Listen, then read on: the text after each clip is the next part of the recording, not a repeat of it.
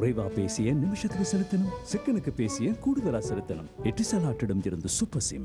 ශ්‍රී ලාංකීය දල්පන්දු ක්‍රීඩාවේ හෙට දවස මෙවර ඔෆ් ද ෆීල්ඩ් තුලින් ඔෆ් ද ෆීල්ඩ් ඉරිදා රාත්‍රී 9:30ට channel I ඔස්සේ.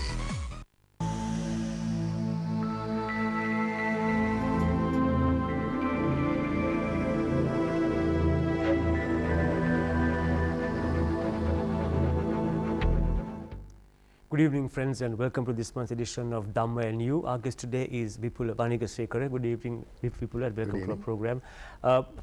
As you know, the ultimate aim of every Buddhist is to someday, somehow, sometime attain nirvana. Now, what are we supposed to do as Buddhists towards this faraway goal? Yes, but before you touch on this subject nirvana, let us ask ourselves this question. Why nirvana? Why do we want to achieve nirvana? What's the purpose? And that should be the beginning. Because the Buddha said, I teach only one thing, and that's suffering and end of suffering. Then one needs to ask oneself, what is suffering? And are we really suffering? What causes suffering?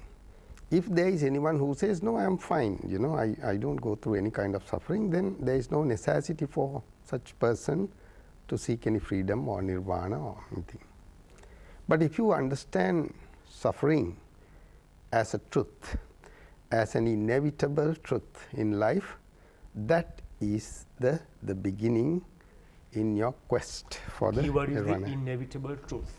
Yes, because you see, suffering, it arises like this. Now, no one can escape old age. You know, you are getting old, and you know, it's not something that is very pleasant. You know, and you go through many things to stay younger, and you know, at least maintain your, and it doesn't work, you know, in the long run. And then, of course, every human being is subject to sicknesses, so that you know, arises suffering. Now, that is what is inevitable in life. Then, if you look at the modern world, the kind of things that you have to do for existence, there's so much of stress, so much of anxiety, the worries, anger, hatred, and all that is suffering. There is also another suffering, because some people inflict suffering on others, and that is also suffering, and they don't know that. So suffering is all over. Of course, the word suffering is fairly heavy. You know, it's a very strong word, yes. It's a very strong word, but you know, if you really ask yourself, it's like an underpinning thing, underpinning current that comes with you all the time. But having realized that yes, there is suffering and there has to be a way out, that should be the one that ignites interests anyone, not necessarily Buddhists or anyone, any human being, to go in search of something that will take them out of suffering. Now, that is called nirvana. Now, during Buddha's time, one should not get confused, because if you think that you have to acquire knowledge, you know, there is Abhidhamma and there are 22,000 sutras. If one thinks that you have to study all that in order to, you know, attain nirvana, it's a fallacy, you know. During Buddha's time, if you look at very carefully what he was, now if you look at some of the sutras in Anguttara Nikaya, just 2 lines. So what he tried to do was to convey this message through parables, metaphors, examples, for the simple reason that nirvana cannot be explained by a language, because the language has been developed by people to express experiences of the 5 senses interpreted by the mind, and nirvana is beyond mind. So therefore, the language is very poor to explain what nirvana is all about. So this is an inward journey. In order to escape suffering, one has to do this analysis within. I like this word, inward journey. Yes. It goes the other way. You see, people always tend to think that there's a path, I am here, nirvana is there, and I have to get there. And And these are all concepts, you know, and Buddha very clearly said, this is the cardinal rule in Buddhism, you know, that's don't believe anything unless you are convinced of this truth. You yourself is convinced. So that's a ground rule in Buddhism. So, you know, in this quest for, you know, for nirvana, people listen to various sermons, you read a lot of books, and you know there are quite a lot of material that is available, and today you can see sermons after sermons, you know, and sometimes one sermon contradicts the other. You know, some people say, well, the nirvana is not that difficult, it is in this life, you only have to, you know, do this analysis, you can discover it's in you, while the others advocate that the nirvana, it's a long journey and it's a sansaric journey, and you start collecting kusal and then do away with akusal. So these are different versions. But are you supposed to believe, you know? So it is up to you to do this analysis, and now that you raise this, you know, okay, how to get there? The first thing is that you embarked on this inward journey. Turn your attention to yourself and start asking yourself, who are you and what are you? And I think that should be the stepping stone, or the first thing that one has to do, and then the rest will fall into place. It's not correct for me to, you know, say that, you know, it is this, because then again I am lying. If I say, well, this is the path and then you have to do away with this, do away with that, then it's the language that I am using. So, you know, it's not sometimes correct for us to, you know, bring out concepts, opinions and tell the people this is it, because each one realizes it in a different way. So what is it really then? Well, if we are to say it in a nutshell, it's the realization that there is no person, Self. there is no sufferer. So suffering is there, but if there is no sufferer, so you see how subtle this is, you know. So it is not the depth. Okay, there is no sufferer. There is no sufferer. To experience suffering. You see, the sufferer is created by the mind. What is mind? Mind is stream of thoughts, stream, you know, it's one after the other. People think they are thinking, but no, it's not. If I ask you a simple thing, you know, look at your body. Do you circulate your blood, or do you breathe? But we think, yes, I breathe, right? And I do this. Nothing happens. It happens on its own. It's an involuntary reaction. Yeah. And why don't you apply the same thing to your thoughts? It's very radical. You know, you might not, you know, under normal circumstances, the general model does not accept this kind of version. But this is the way you can break the fences. You know, like Buddha says, you know, swim upstream. You know, you have to break this social, you know, kind of the conditioning. Actually, nirvana is a deconditioning process. Once you have, you know, once the self collapses, you are free. You see, there is, it's otherwise, you know, people like Sopaka, Sunita, you know, son of Anepindu, they understood Buddha in few seconds, because it is not the knowledge that tells you how to get to, it is, if you have to be wise, you should be willing to have an open mind. You must start thinking out of the box, and then you begin to see, hey, there's another way of looking at life and the world. For instance, now that you raised this, okay, what is, now Buddha said the whole world is you. He said, in this fathom long body, I proclaim the world. Now, isn't that something that you should really probe into? Because how can you be the world? You know, the world is there, I am here. But it's a beautiful thing. These are the parables with which people can really do this analysis. Now, if I expand a little further, I see you. Where is the seeing taking place? You see, it's in me. I hear you. Where is the... So perception of what I am. Yes. So now say what is my life? My life is my experience. What is experience? It's thoughts, images, sensation, perceptions and emotions. Tell me anything else other than that to call it a life. That's it. So is it difficult? Find yourself in the thoughts. No, you are not there. Find yourself in sensation. They come and go, of course, you know. But then you experience the sensation. Yeah. One experiences. Yeah.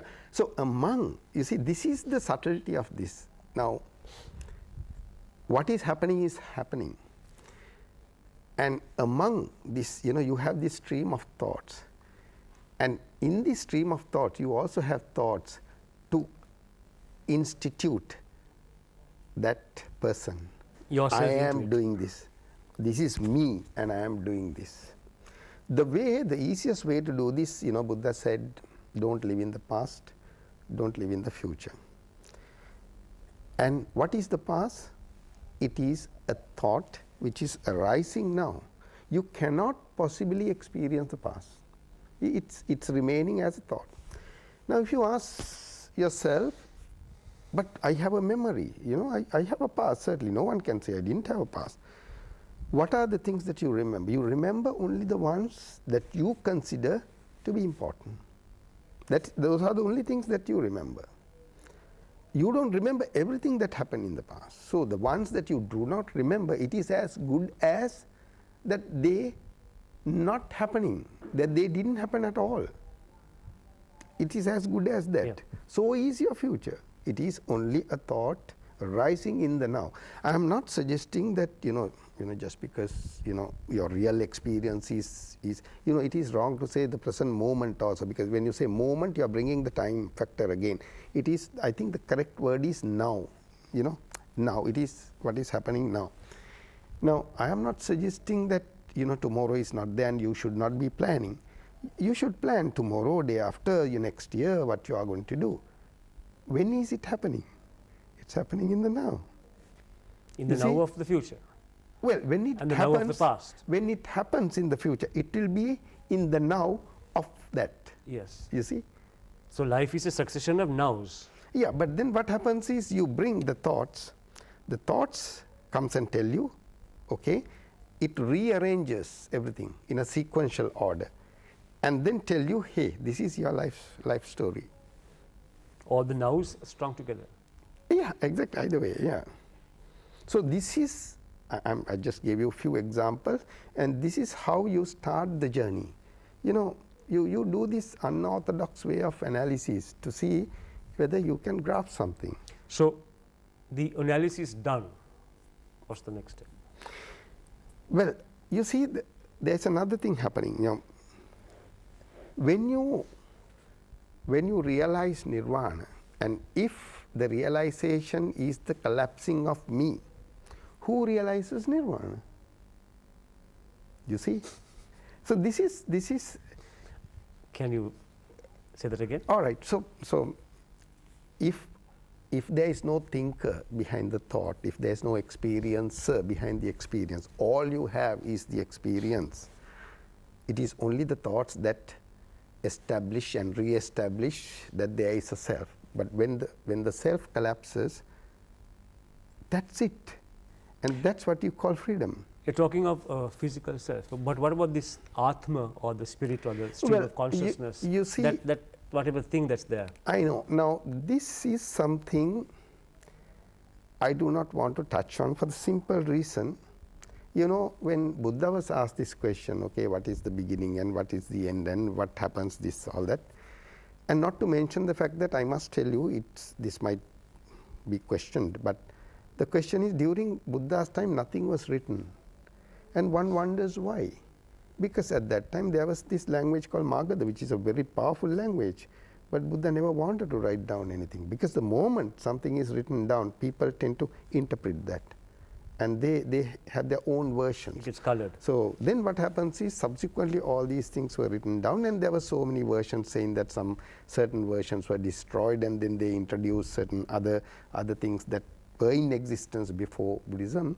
So therefore, what is real is your experience in the now. Other than that, it's just an opinion, just a thought, just a kind of a concept that you try to believe in, like the Atman. I mean, the Anaththa Lakkana Sutra itself says there is no Atman. You know, it says there is no self. I mean, that Anaththa Lakkana Sutra is a half-a-page sutra, which enabled all the 5 disciples to attain nirvana. Just a half a page to say all Buddha said was, this, find out whether you have the self in the body. Find out you have a self in the sensations, perceptions, rupa, vedana, sanya, sankarana. And that's how it's a simple analysis. And those who ask this kind of questions, the Buddha's response was, when someone is struck by an arrow, shot by an arrow, and you don't go and ask the color of the arrow and who shot this. So, you first think, because life is very fragile, and I mean, like time flies, and within this short period, if you go to fathom out, where will you be and how you came in to be, it's a futile exercise. It's not going to take you anywhere. And Buddha himself said, don't try to find answers there. Find who you are and what you are, and see whether there's a way out of suffering. You're telling me about the work you do in the tourist industry with sharing the bhavana experience with foreigners. How does this work? Yes, actually, this is a result of my research over the last several years.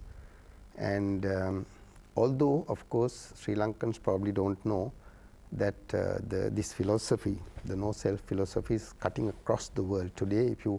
I can name them from Eckhart Tolle to Rupert Spira, Tony Parsons, Gangaji, Mooji. These are the leading personalities in the world, and thousands of people flock around them only to listen to these people for half an hour, 1 hour. They fly to wherever they are, they listen to a sermon, they go back.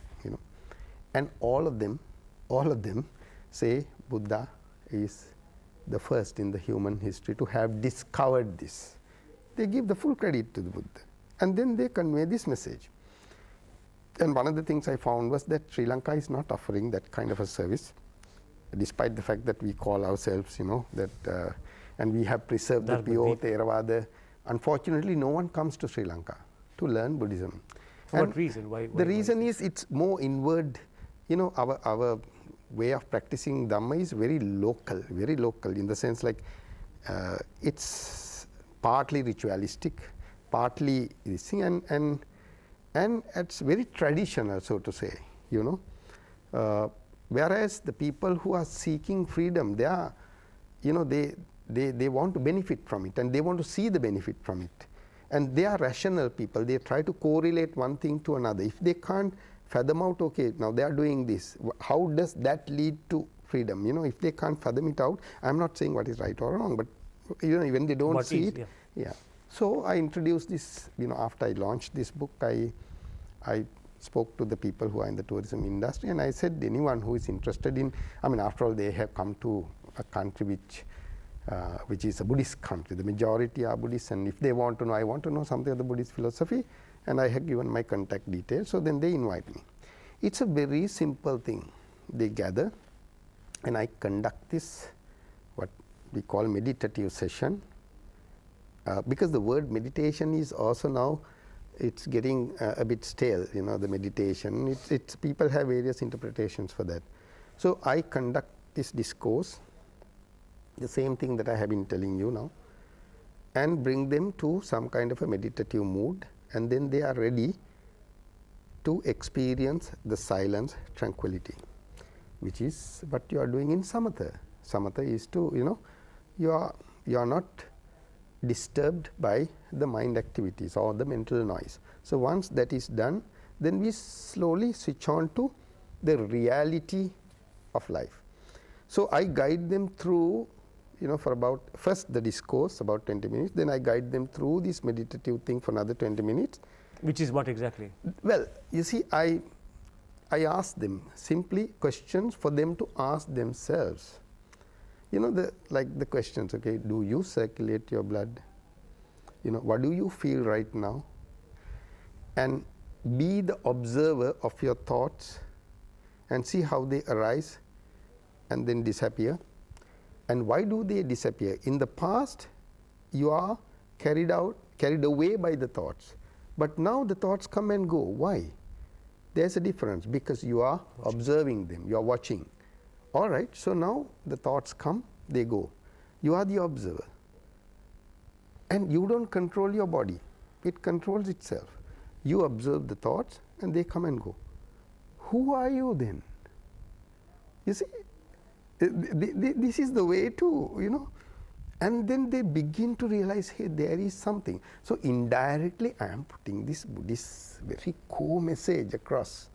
Find out whether there is a person in you telling you that you have to deal with the world, you have to negotiate with this world, and everything happens to you. You know, find out whether this is. What has the response been well, by your cross section of yes. Now, for instance, now initially when I started, it was, you know, some days when I go, there's only one person, very odd person. Then it became a word of mouth, and today they are waiting for me, and in fact now they want me to conduct this regularly, but since I am working, it's difficult for me to. Nor can I delegate this to another person. You know, there's a style that is required. Yes, yes. Because if you change the style, then it won't work. There is also a little bit of marketing in this, you know. And it's what you bring of yourself into it as well. Exactly. So you become a. So I cannot totally delegate this to other people because, you know, I'm in the tourism industry. You know, I work in the tourist board. So you know the requirements, basically. Exactly, and what they are looking for. Yeah. After all, 30-40 million people travel out of their homes looking for peace, tranquility, and there is certainly a market for us as well. So, so the word of mouth, they go back and say, hey, there is a meditative session, don't miss that. Wherever you go, you contact this number and they will get this person down. Of course, I do this as a passion in the sense there is no monetary, you know, expectations of doing this. But I think after all, you know, we have so many attractions in the country, you know, from mountains to beaches to wildlife, you name it, historic site. But I think this is the biggest attraction. If you really, you know, if you really talk about, you know, this is a gift that Sri Lanka can offer to the world. So if correctly marketed, to use the wrong term, it will certainly be a bonus to mankind. Definitely, in the long term. Definitely, because after all, if you have preserved this Dhamma for over centuries, then why not give it out, share it. So anybody wishing it can always contact Vipula and you're available. Wanigasekera, yes. And I also conduct this for locals as well. But simple message, put it across and ignite this interest in them for them to do the analysis themselves within, because the peace, Buddha himself said, peace is in you. You can't possibly have it from an outside object. Vipula, as we come to close, what would you want to say as a summing up of our entire chat today? The message I want to convey is that, you know, just don't believe in anything until you are sure of yourself, until you are convinced. Because what happens is, it is a self-realization. It cannot come from a knowledge outside. It doesn't work that way. Just turn back and ask yourself, you have come a long way in your life. Have you gained anything? Are you sure that you are on the path? If you are not, then it's something that you should work on. So therefore, certainly, you have to really ask yourself, if you are not on the path, you need to look at the same Dhamma from a different perspective. Thank you, Vipula, for being my guest on the show. Thank you very much indeed. We meet you again, friends, next Poetry at the same time on Channel I. May you all be well and happy.